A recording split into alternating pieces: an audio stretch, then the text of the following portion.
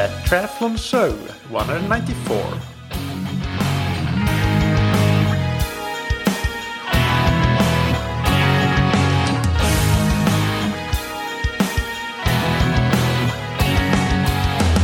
Hey, what's up everybody, and welcome back to another episode of That Triathlon Show, the podcast presented by scientifictriathlon.com. I'm your host Michael, and on today's episode we do a microphone flip, and I am on the receiving end of questions. So the interviewers here will be Mikael Liberzon and Andrew Buckrell, who are past guests of the show, and we are in pretty frequent contact outside of podcast interviews as well. So it was a great friendly chat that we had, and the reason for this chat in particular is that Andrew and Mikael recently started their own podcast called the Endurance Innovation Podcast. And what we discuss in this interview, with me being interviewed, is a lot of That Triathlon Show, the genesis of it, and how I sort of come up with guests and topics and content in general. And we also have some other topics related to just coaching, training, and innovations in the endurance sports industry in general. So I hope that you will enjoy this and get some more insights into the behind the scenes of That Triathlon Show and some of my own thoughts and philosophies. And do make sure that you go and check out the Endurance Innovation Podcast. There are a lot of great episodes, both interviews and talks with just Mikael and Andrew there already, and more to come for sure. They are producing a very high quality podcast, so it's definitely worth checking out. Before we dive into the interview, big thanks to our sponsors. First, we have Precision Hydration. And as you are probably aware, sweating is a very, very good thing for us. It's how we regulate our core temperature and make sure that we don't overheat. And for us athletes, this is critical because when we overheat, we start to go slower. Humans are quite unique in this aspect. Most mammals and animals in general don't sweat at all. Some do, but significantly less than humans do. So we really are born for endurance. But the thing that we need to make sure is that we adequately replace our fluid losses and our electrolyte losses as well. And Precision Hydration help you do that. You can take their free online sweat test on precisionhydration.com, and I will give you an individualized hydration strategy for your racing and training. And you can try their product for free, 1 box or tube, with the promo code That Triathlon Show, all one word, all caps.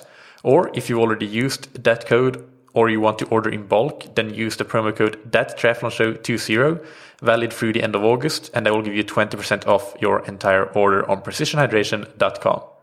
And thank you to Roka. Roka are leading the way in not just wetsuits and tri-suits and the like, but also now in eyewear. They have sunglasses, including prescription sunglasses, normal prescription glasses, they have blue light blocking glasses, they have various options and technologies like home try-on options, custom design, they have Geeko anti-slip technology and unbelievable optics. So check out the Roka performance eyewear, as well as, of course, the other things that they have to offer, including the wetsuits and tri-suits and swim skins and the like, on roka.com, that's roka.com. And if you want to make an order, make sure that you use the promo code TTS, all caps, to get 20% off that order. Without any further ado, let's jump into me being interviewed by Andrew Buckrell and Mikael Liberzon from the Endurance Innovation Podcast. On today's show, we have a good friend of ours, Mikael Eriksson, joining us. Mikael is the host of the podcast That Triathlon Show, which was actually the first one that Mikael and I had both done an interview on, or at least I had myself. Mikael, have you done anything prior to that? No, so that was the first one for us too, for me as well, for X3. Yeah, so it was a great introduction for us both. And Mikael's incredibly professional, has an excellent podcast. And if anyone listening is not already a listener of his podcast, we highly recommend it. Welcome to the show, Mikael. Thank you, Andrew. It's nice to be here. So, Mikael, you were actually, I think, the first introduction that I had to podcasts. I hadn't even really listened to them before being invited to your show. So it was a great introduction, really professional way of being introduced compared to, well, some of the podcasts I've heard now. But you've also built up quite a reputation around your brand, and your focus is just the science of triathlon and just exposing kind of the studies and what is the state of the art. The first question would be, why did you decide to launch into podcasting? Well, so I did initially when I started being very interested in triathlon and started to consume everything that I could about triathlon and wanted to share what I learned. And as I was training and racing myself as well, I did start a blog, actually. That was the first thing I did on scientifictriathlon.com, which is still my website and my domain today. But I started listening to podcasts and started liking the medium a lot. I was working in engineering at the time, so I actually started to listen to a lot of business and startup podcasts because I worked for a small startup company in the medical device space. So that's how I started to really enjoy the medium of podcasting. And it did take me quite some time to get the courage to launch my own podcast, even though I had that in the back of my mind that it would be cool to give this medium a shot myself as well. Because I also had some frustrations with blogging. One of the main ones was that I was way too much of a perfectionist, and it started taking me like 20 hours in total to write a blog post when I needed to do all the research and do all the referencing. I sort of treated it more like a project, maybe not a full-blown master's thesis, but a bachelor's thesis at least. So it was way over the top, to be honest. And that caused me to procrastinate whenever I would need to sit down and write a blog post. So I thought there's got to be an easier way, and interviews with podcasts, that sounds like a good thing. So then I don't need to do too much, perfectionism. I just do the interview and then that's it. And then I publish it. And that's what I eventually ended up doing. So that's, I guess, the background to how I started with podcasting. And as someone who seems to be eternally stuck writing a thesis, I'm working on my PhD right now. So I can completely sympathize with the challenge of getting up and going for writing. And I think speaking about something, it's just a little bit more natural, and it gets across some points that you don't always absorb when you're reading. I agree, especially when you're having a conversation. When you're writing something, at least I find this. I used to have a semi-active blog that, it's just my own voice in my own head. And then I find that even my own thoughts flow a lot better than when I'm having a conversation with somebody else. That's definitely true. Plus, then the fact that you actually have the conversation with somebody else, which means that you can get a lot of insights that you might not have thought about yourself, because you're viewing it you're of course trying to get in all the information that you can from a variety of different sources and trying to synthesize it into something that makes sense holistically, and that's not a one-sided view of any particular topic. But you're still going to have that sort of cognitive bias, at least in what your starting point is in how you view a particular topic. So it can be quite useful, especially when you do many interviews, that you get very different sides of the same coin from different people. And that gives you, I guess, a wider perspective on how to view different things and helps you form your opinion much better than just doing all the research yourself and trying to synthesize it that way. Oh, I love that. I think you kind of hit on a couple of things that I wanted to ask follow-up questions on. But the one that really jumps out right now is that you're trying to challenge your cognitive bias by speaking with folks. And there certainly have been examples in your show, and I've listened to probably most of I think you're up to 187 episodes now? Yeah, and that's just the numbered episodes, because the Thursday ones are numbered differently. They are Q&A number 1, 2, 3, so they're numbered differently. So in total, the total number of episodes that you can find, if you just count them on the list that they're published, it's 250 or so. Holy smokes. Okay. Well, 250 episodes. I think I clued in around episode 30 something. But I've heard all those opposing viewpoints, and I think you do a great job of giving everyone the platform to voice them, even if, sometimes, it sounds like maybe you don't quite agree with what they're saying. But it's definitely a great way, I find, to round out your own understanding and also challenge some of your preconceived notions too. Yeah. That's the idea. That's how I want it to work. Cool. So then in that vein, what you obviously get to speak with, and if any of our listeners aren't familiar with Mikael's podcast, it's definitely worth checking out. His list of interviewees is kind of like the who's who in physiology and sports science and endurance sport. But of all the kind of the big names that you've interviewed, who was your favorite person to talk to? Joel Filliol. It was pretty easy. I love this question because it makes me think, but that's a pretty easy answer. That was episode 172. And you mentioned that the podcast is about the science of triathlon. I would clarify that I don't see it as just the science of triathlon. I see it as the science is just one part of it. Some episodes are quite technical and sciencey, but a lot of them are coaching, application, experience-based more so than science-based. And Joel Filliol is definitely, even though he obviously knows the science, but he's a coach that uses his experience and he's applying this in practice. And his view on training is one that I really admire and try to. And for the most part, I follow it myself as well. I agree with most of the things that he said in that interview in my own training and coaching philosophy. So that would be the one, but it was quite difficult. I can mention quite a few honorable mentions if you want to. For sure. So let's go with 3 honorable mentions or maybe 4. So I would go with Sebastian Weber. That was definitely a sciencey and technical episode, the first one that he was on. Then John Hawley, if you want to learn about the nutrition of endurance sports, that's the go-to episode for sure.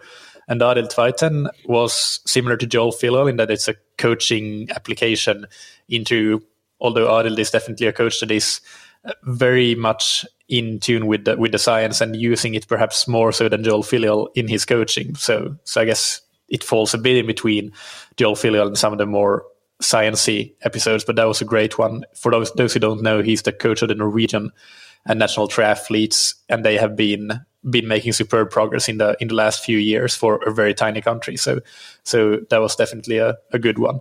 And finally, I do want to include a female interview as well. So Stacy Sims on female specific considerations, like with the menstrual cycle, but also different approaches to training and nutrition and hydration. That's a very good one, I think. Yeah, I love those. I haven't heard the Joel Filliol episode, but the other ones you listed are some of my favorites too. Especially Stacy Sims. That was, working with female athletes. It's her insights invaluable. Yeah, definitely. Yeah, and I think with Stacy, I know a whole bunch of other podcasts that have interviewed her. She always comes to the top in terms of the top interviews. People seem to get a lot of information from her. And I think Women in Triathlon, in a previous episode, we'd spoken to Sarah Gross, and there's a lot to discuss there. And a lot of people aren't really starting to explore that topic that much.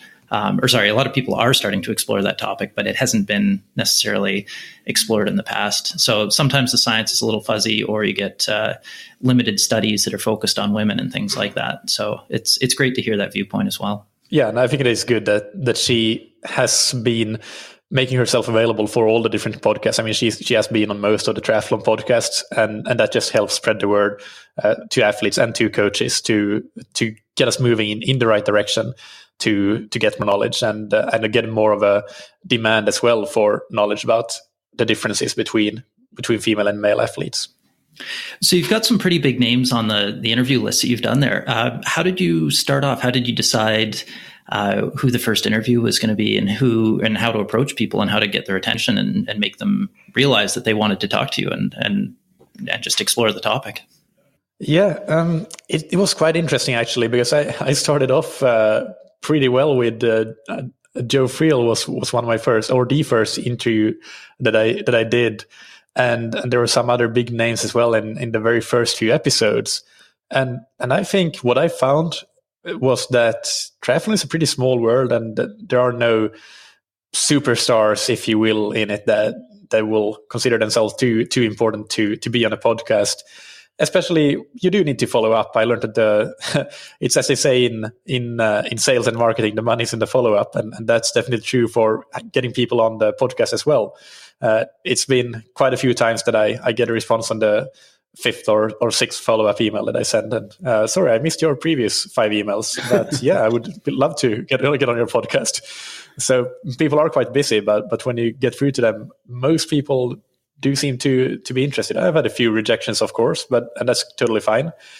But I think that it's just that nobody had tried to do this kind of podcast, because I think there were a lot of triathlon podcasts already when I started, but most of them were interviewing professional athletes. So I don't think that the coaches and the scientists and the industry people that they had really a platform to be interviewed on. So it was something quite new to them to have somebody even be interested in interviewing them in some cases, I think, at least from a podcasting perspective, it was kind of novel.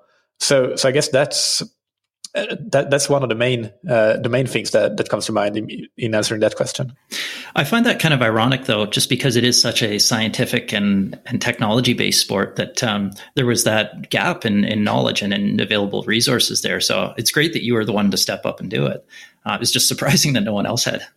I created a podcast that I would love to listen to myself, and I do listen to it myself, of course, and get to be part of the conversations. But that's definitely, I've filled a gap, I think, that was in the market, but also a gap that I felt myself that I really, really needed somebody to fill from my own podcast listening. That's awesome. I'm taking notes on how to approach people. Send multiple emails.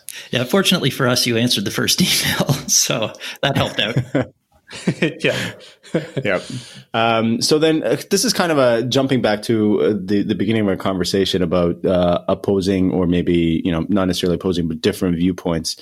Of the folks that you've spoken with, has there been anybody that really stood out as changing your opinion on either a coaching practice or a technology that you held pretty dear, that you believed that you were right about, and then after having spoken with this individual, you decided to take another look at it?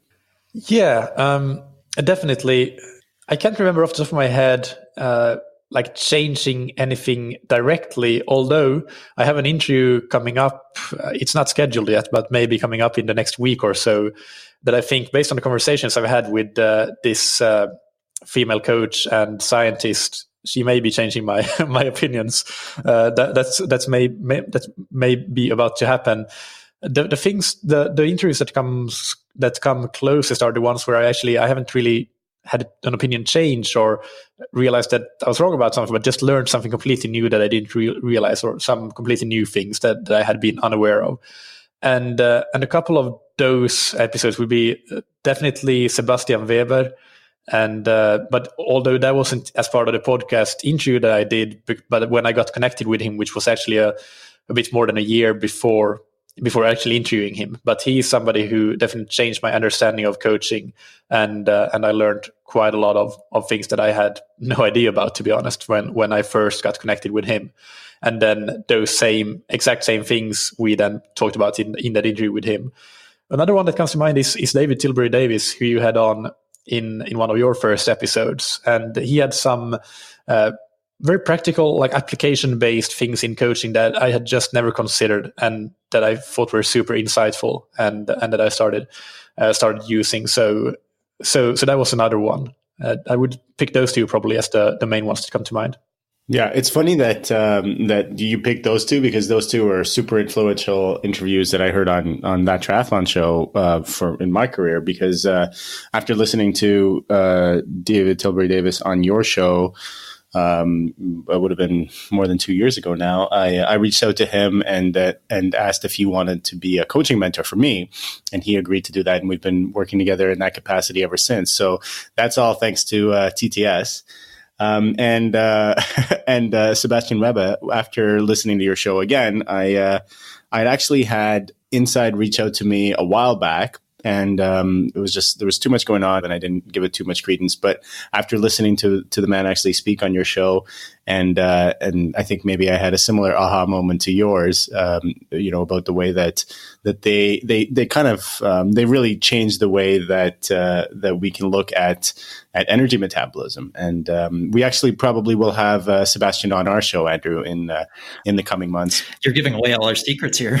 I know. Well, I have to tease out at least one.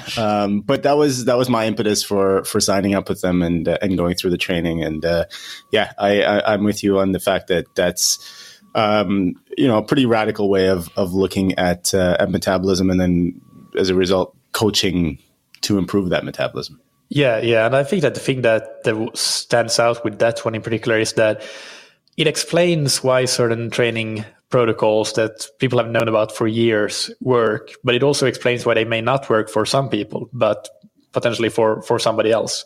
So it gives us much more certainty in what sort of training to apply to to a person depending on what their metabolism may be like at this current moment.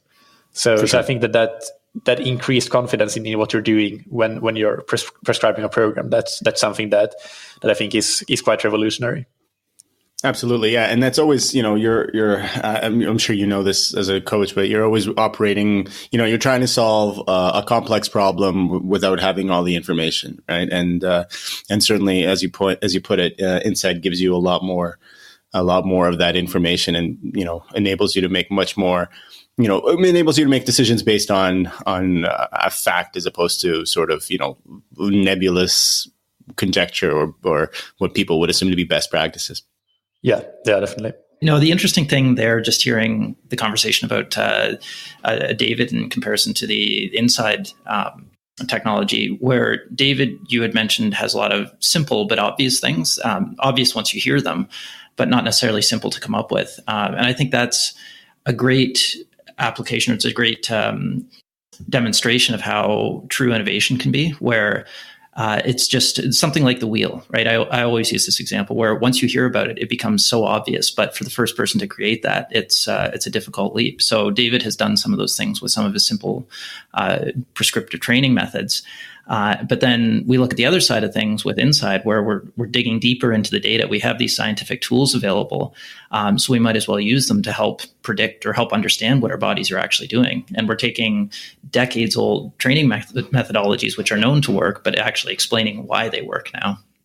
Yeah, absolutely. And to talk about David a little bit and give us some examples of what I think that I learned from talking with him is really one of the main things is the concept that he has about splicing workouts that you talked about, I think, in your interview as well, to just give a certain set duration and a work to rest ratio. Let's say that you want an athlete to do 15 minutes of work and you want them to do a 1-to-1 work to rest ratio. You don't need to necessarily prescribe 5 times 3 minutes on, 3 minutes off. You can just tell the athlete that, well, this is what you have to do, and you splice it up however you see fit, and it might be 15 times 1 minute on, 1 minute off, or 5 times 3 minutes on, 3 minutes on, 3 minutes off. And when you combine that with the energy metabolism information that you may have, especially if you have done the Inside testing, then you will start to realize why some athletes will do the 15 times 1 and some will do the 5 times 3 minute option, because some athletes may be really going very, very deep into their anaerobic energy reserves when even for such a short interval as a 3-minute interval, and it might make it a very taxing workout for them. And anything that you do above threshold is so expensive. So that concept of splicing workouts, which helps even if you haven't done the testing, an athlete will intuitively, hopefully, choose an option that works for them. That's something that I learned that I found was really, really insightful and that I haven't thought about before. But then there were a lot of other things about just basic things about movement and how everything stems from quality movement. And one of the examples is maybe we are overusing paddles. And I actually recently re-listened to my interview with David after hearing your interview on your podcast. And that comment about paddles, I had forgotten about it. And then I remembered it again. And then I said, well, I'm going to try this out. I'm going to stop using paddles for a while. So I haven't now been swimming without paddles for a few weeks, I would say. And I think I feel sort of a difference in my feel for the water. And at the very least, I'm swimming better than ever. I can't say that it's because I'm not swimming with paddles at all anymore. But I do think that it makes sense in the way that he describes that we are not swimmers. We have a limited swim volume compared to the swimmers as triathletes. And then making some of that swimming the kind of swimming where you do not really work on that feel for the water is sort of a waste of time. So that's another example of how these things, it doesn't all have to be technical. It doesn't all have to be like super fancy, but our sport, it stems from movement and from quality movement. The more quality movement you have, the better you're going to be, all else being equal. So hearing the importance of some of those things and how you can actually work on them with practical applications that David talked about in those interviews, that's one of the things the other main thing that I took from those interviews. Yeah, he does a good job of striking a balance between kind of the engine or the metabolism, and he calls it the chassis, right? The peripheral systems and the ability of those, the working muscles to actually use all of this metabolic energy to do useful work and be efficient in doing it. Yeah, absolutely.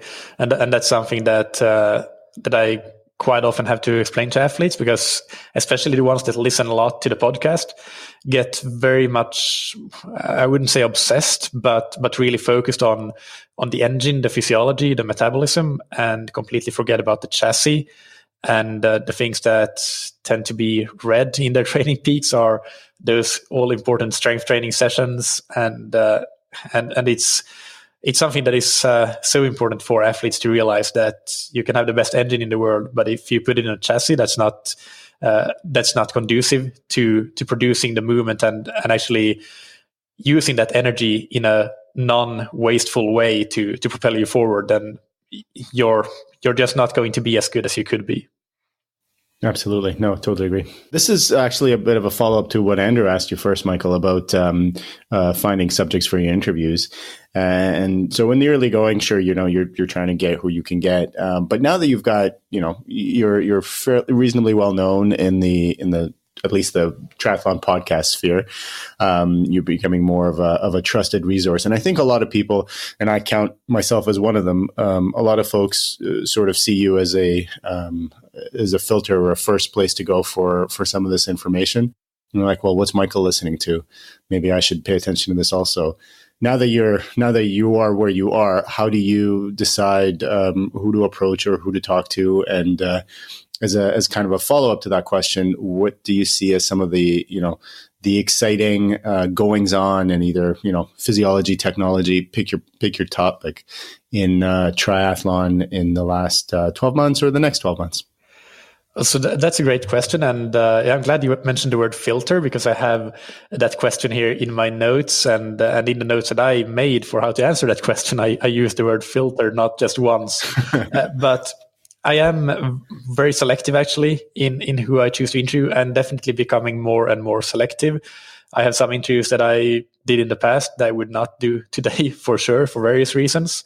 And now what it's coming down to is that I do some interviews, record some interviews that I end up not publishing, because the quality, and by that I don't mean the audio, but I mean the content isn't good enough or not relevant enough for the listeners. So I definitely think that I'm getting more and more selective in the guests, but also that after the fact, if something is for whatever reason it's not relevant or good quality content that I feel comfortable sharing with the listeners, then I'm not going to publish it. So the way that I approach things is that I definitely go for people and not people first, topic second, and not the other way around. So a good example is a recent interview that I did with Professor Andy Jones from the University of Exeter. And he's been in the endurance sport academia for such a long time, and in the applied field, working with Eliud Kipchoge and Paul Radcliffe, among others. So we could talk about tons of different topics. So the way that I approach him is not to say that, hey, I want to talk about this topic, and I think you would be good. I know that he would be good as a person, because he has such extensive knowledge both in academia and in coaching or in applied sports science that I want him on the podcast. And then, of course, I'm going to pick some topics and some questions that we're going to discuss. But for me, it could just as well be choosing to use the entire interview on talking about marathon running, marathon training, or on nitrate loading, beetroot juice, the whole shebang. And what ended up happening in this case was that we talked about a little bit of everything. But the important point here that I'm trying to make is that there are people that I follow, that I know of, or that I learn of, that are very reputable and very knowledgeable. And those are the people that I want to talk to. And maybe I don't really know exactly what they're doing. Maybe they're a recommendation from somebody I trust. So maybe somebody like Sebastian would recommend I interview somebody, then I'm going to reach out to them, because I know that if Sebastian recommends them, then they're probably going to be really good people to talk to. So that's the approach that I have, going with people first, but then I always research, of course, what they do and what they've done and what the topics will be. Also, what their opinions are on a different topic, and this is especially important in things like coaching, not necessarily academia, because then it's quite easy when you're just looking at the science, see what somebody has published and what the conclusions are. But in coaching, it's a bit different, and there are definitely, I do want to act as a filter when we have these topics that can be sort of, I guess, up to personal opinion. So a good example here would be, let's say you have somebody that tries to promote a CrossFit for triathletes program and saying that all triathletes should be doing CrossFit because that will make them better triathletes. Well, then I actually know, or I have the firm opinion that that's not true. That's definitely, if somebody wants to be a better triathlete, then CrossFit is not something they should do. So I'm not going to interview that person, and maybe that's, to some extent, it's a personal bias, but I think that the risk is that it would do more harm than good if I have an interview like that, even if I do think that I do want to voice different opinions, but I do draw the line at some point, and I do act as that filter. So that CrossFit for triathlon program, that's not going to see the light of day on my podcast, because I know that that's just something that's not going to help anybody. Some people might actually think that it's good, and go start doing it and think that it's going to help their triathlon. I'm not saying that CrossFit is bad, by the way. I'm just saying that my podcast is an endurance podcast, so it's for triathletes mostly, but also cyclists and runners. And if it's not something that's going to help them be better endurance athletes, then I'm really not that interested in having it. And I know from my perspective, CrossFit is not going to help any triathlete. They can use that time to do strength training, sure, and I have plenty of episodes on that, but not in form of CrossFit. Another example is the whole nutrition thing, and I'm going to be quite open about that things like the ketogenic diets, etc., that are gaining popularity. I've had some episodes on LCHF before, and those are some of the episodes that I sort of regret doing with everything that we know now, that they're really, sure, there are outliers that make them work. There's always going to be somebody who makes something work despite of whatever it is they're doing, rather than because of it in many cases. But for 95% of reputable coaches and nutritionists would tell endurance athletes that you should not restrict an important macronutrient like carbohydrate like that. So I'm not going to really try to promote. I'm not going to promote that on my podcast either, because that's going to cause some people to do that, and it's not going to do them any good in most cases. For 80 or 90% of the people anyway. And the reason that I draw these lines is that for me it's pretty. I mean, I could talk to people and maybe I could probably gain some information, like even gain a nugget from an interview like that, even if it's something that I fundamentally don't believe in. I could still gain a nugget, so I would still be interested in having that discussion. But the problem is that, or for me, the advantage is that I interact with so many coaches and researchers and scientists on an almost daily basis, that I can like draw the conclusions that of what is relevant and what I should ignore. But it's more difficult for the listeners, because where they get their information is more so from mainstream media and social media, and then the picture becomes quite blurry. So as you said, coming back to what you said, that you consider That Triathlon Show to be sort of trustworthy, that's what I strive for, and that's why I do have some clear filters in place, and it's always going to be a case-by-case basis. I don't have any, and when things change, if we get new knowledge, new science comes out, then things will change, of course. But I do have some, I do basically do my due diligence to make sure that whatever we're going to talk about, it's going to be relevant and helpful for the listeners in some way. Not all interviews are as helpful as others, but it's not going to be directly harmful and completely irrelevant either, hopefully. So there's a lot of excellent points there. It'd be tough to number them all off after that. That was quite an answer. But I guess the one obvious thing that comes through is that you're a very well-respected expert in a lot of these areas now, just because of your exposure and your insight into a lot of these different topics. So really, I guess what's the next big thing for triathlon? What do you see the science and the technology pushing us towards in terms of improving yourself as an athlete? Because ultimately that's what everyone's after. They want to be a faster or better athlete or healthier athlete. So in your opinion, what's the next big thing? And I hesitate to ask it like that because it's kind of sensationalizing it. But what do you think is the science that's really promising going forward? I think for most age groupers, actually, it's very simple and it's nothing new. I think that we're like very much all consumed with new gadgets and new technologies, but most age groupers are still not doing basic testing, not getting into the lab, getting a VO2max test or getting an inside test or getting a lactate test or something like that. And if you don't know your physiology, your metabolism, as we discussed, then that's the basic for endurance performance. So I think from my perspective, I really do want to stress the importance of that for the age groupers in particular. That's something that's been available for a long time. It's improving, like things like Inside is a new technology that's improving how we can do that, of course. But the basic testing possibility has been there for years and years. And I think that's something that before we get too focus on new technologies, I think that we should make use of the ones that we already have that are already known to work. And there is a reason that professional athletes, they do go and get those tests. But in terms of new technology, new science, I think in terms of technology, I'm sure that you know a lot more about this than me, Andrew, and probably Mikael too. But I'm excited for maybe getting those live aero sensors to work to get live CDA numbers. I'm not sure how close we really are to making them like really, really useful and really accurate. So that's maybe a different discussion. But if we can make that work, that would be quite interesting. And in terms of science, I really have to think here.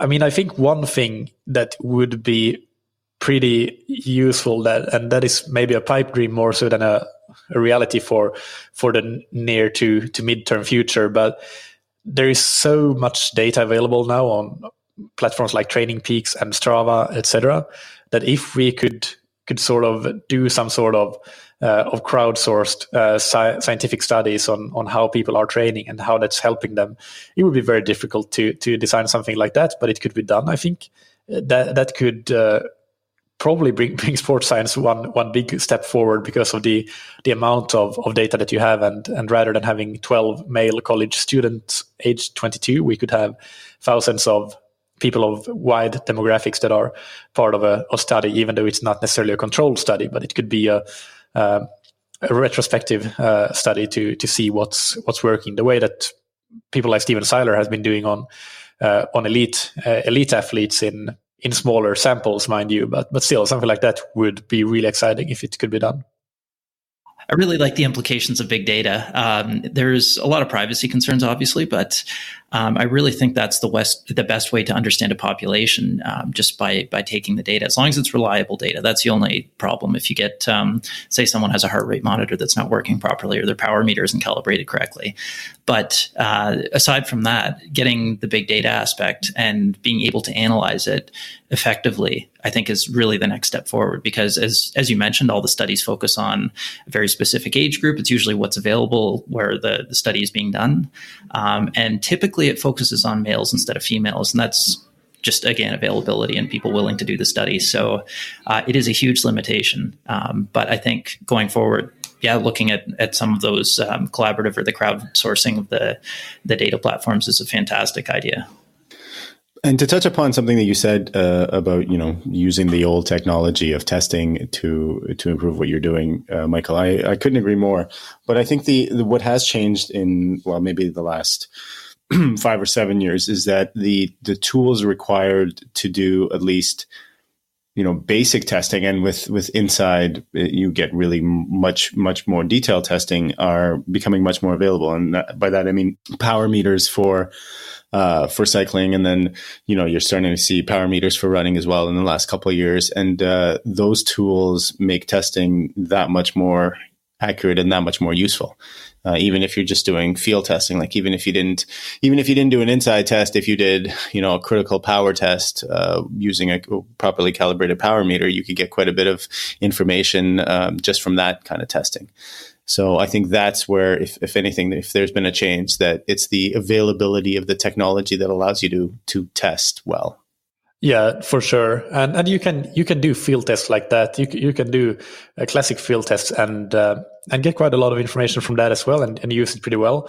I think though that the danger in that has been, and this is definitely a recent development, that we get obsessed with these vanity metrics, vanity FTPs, and etc. And totally. And that then hinders progress in training. So we need to remember always that testing is just a tool to make training effective, and then perform on race day. Race day is where what it all comes down to. So that's, I think, what needs to be communicated very clearly, and that's, I think, where in recent years, like, a lot of things have been going wrong for a lot of athletes. So because they maybe are constantly training too hard because of a vanity FTP that is way above where it actually should be. Yeah, that's a constant struggle for sure. I mean, I think and people get discouraged when that number doesn't go the way they want to go, and there's a very large psychological component to managing the process. Definitely. And I actually, just the other day, I listened to an interview with Katie Zafiris, who, for those who don't know, is the #1 female triathlete in the world right now on the Olympic distance, sprint distance, WTS, World Triathlon Series cycle. She's coached by Joel Filliol, by the way, who I mentioned as my favorite interview. She was interviewed on a podcast, and it struck me how much she focuses on the process, and how that's something that she's constantly developing and seem to become more and more process oriented. And I think that it's so important. It's also something that I'm changing in my own training and racing especially, and trying to instill in my athletes, especially those that tend to have a bit of a lower self-confidence and self-confidence issues. Then focus on the process becomes all the more important. And I think for anybody, it's if you have the right process goals in place, then that's going to be advantageous above a too outcome focused approach. All right. Well, why don't we just move on to one final question and then wrap things up? What's next for That Triathlon Show? What do you see in the future for you? Definitely, the podcast will remain the main content outlet. I would like to experiment with some other formats as well. So something like YouTube or Instagram TV or Facebook Live. I'm kind of interested in the video platforms. I don't quite know, to be honest, and most likely this could only happen when I bring somebody on to help with these things, because I'm pretty stretched as it is. On the business side, for Scientific Triathlon, I am definitely planning to bring on more coaches. Right now, it's just me and my coaching partner, James Teagle, who is an elite triathlete based in the UK. And so actually, if somebody listening is a coach and feel a strong alignment with the brand, feel free to reach out. Although I'm not like actively looking right now, but sort of passively looking. And it's something that is going to happen in the short to mid moderate term future. And personally, I do have the goal of coaching some professional triathletes as well. So I don't take on any age group coaching clients at the moment, but I do leave some space in case any professional athletes come on, because that's sort of the goal that I have in my coaching, to move in that direction, to coach professional or aspiring professional athletes. So age groupers that want to take the step to become professional. But going back to the podcast, I don't think that anything is changing, although I always take listener feedback. So what sorts of episodes I do, how the episodes are structured, etc., that might change if I get feedback about something. I'm always happy to take suggestions like that. So, but other than that, I see it continuing. And right now I have been doing since the start. I've been doing 2 or 3 episodes per week. I've been back to 2 for quite a long time because 3 was just a bit too much. But every Monday and Thursday, there's a new episode. And I really don't need to do that much, that many episodes. It makes no sense if you think of it from a time management or financial perspective or anything like that. I should be doing much less. But I just do it because I get so much great feedback and so many countless emails from people with stories that how the podcast helped them. And I know that for every email that I get, there's probably 10 of 10 other stories like that out there that I don't hear about. So that's so motivating to me. And that's why I keep pushing out the podcast at such a rapid rate, I guess, because it's just like, it may not be in alignment with my work schedule and my work-life balance, but it's in alignment with what I want to achieve, which is to help the maximum number of triathletes in the world that I can. So that's really why I love the podcast so much, because it has given me a platform to do that. That's awesome, Michael. I'm going to write you an email now saying how Scientific Triathlon and That Triathlon Show has helped me evolve as an athlete and a coach. So look out for that. Thank you. I'll be staying up. It's getting later, but I'll be staying up waiting for that. Well, listen. Before we wrap up, what are the race goals for next year? Well, I still have this year's racing going on. Oh, this year's racing. What are you doing? So the main 2 races that I have left are 7.3 Worlds in Nice in the beginning of September. And I just want to have a really good performance. It's difficult to say who's going to turn up, so I'm not going to put any position goals for that. But then I have 3 weeks later, I have Ironman 7.3 Qashqai. So that's one of my home races and a really good race. And I want to go there and try to defend my title. So because I won my age group last year. And hopefully place in like the top 5, top 3 in the overall age group ranks, something like that, and beat my time from last year. So those would be the goals. Those are awesome goals. Well, Michael, if there's anything you want to plug, obviously we'll put links in the show notes to That Triathlon Show and Scientific Triathlon. Anything else that you want us to mention? Well, yeah, I have a new Instagram account that I want to get some followers to. So it's very small at the moment, but it's Scientific Triathlon HQ. I enjoy that platform at the moment and trying to become a bit more active there with some good triathlon content. So go and follow me there as well. I think that it's going to be the main social media platform that I use as well. So go and follow us there. For sure. And obviously, anyone who's listening, we highly recommend Michael's show. That's something that both, co-host Michael as well as myself have listened to for quite a while, and it's a fantastic podcast. So if you haven't listened to it yet, you should do so. So with that, thank you very much for joining us today. It's been a fantastic chat. Great to talk about the technology in the sport and your background with everything. Thank you both. It was great to be here. Thank you. And thanks everybody for listening. Until next week. I hope that you found that interview interesting to listen to. It wasn't the normal kind of That Triathlon Show episode for sure, because maybe not so much talk about how to improve your performance in training and racing, although I hope that you managed to pick up a few nuggets, or at least some recommended episodes to go back and listen to if you haven't already. Of course, I'll link in the episode description and the show notes to all the episodes and resources mentioned. So just to list them briefly again, in case you missed it, my favorite episodes that I mentioned, favorite episode being Joel Filliol, and then honorable mentions to Sebastian Weber, Arild Tveiten, and Stacy Sims. And you probably guessed it already, but the interview I referred to when I said that in an upcoming episode, I might get some new aha moments, and that was Shannon Grady, as you've heard probably a few weeks ago by the time that this interview goes out. One small thing that I noticed when re-listening to this episode is that we recorded it a couple of months ago, as you will understand, so some things are not quite current. And the one thing that I picked up on was that I mentioned that there are 2 scientific triathlon coaches, James Teagle and myself. And obviously, as you've heard very recently, we are now 3, with Lachlan Kieran having joined the team recently. Once again, check out the Endurance Innovation podcast by Andrew and Michael. And you can also check out Andrew on STAC or 4Eyes, because 4Eyes recently acquired STAC, and Michael at X3Training on the internet and on social media. We'll link to them and their previous interview as well here, which was episode 47 on the STAC virtual wind tunnel. So thank you finally, Andrew and Michael, for letting me replay the interview here. I really do appreciate it.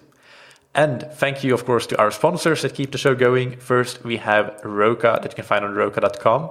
Check out their wetsuits, tri-suits, swim skins, buoyancy shorts, and high-performance eyewear, and get 20% off your entire order with the promo code TTS, all caps. And thank you to Precision Hydration that you can find on precisionhydration.com.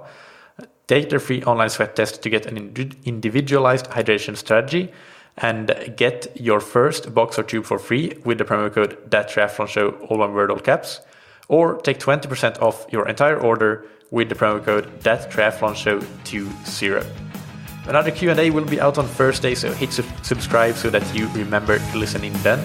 And until that, thank you as always for listening, keep training smart, and keep loving triathlon.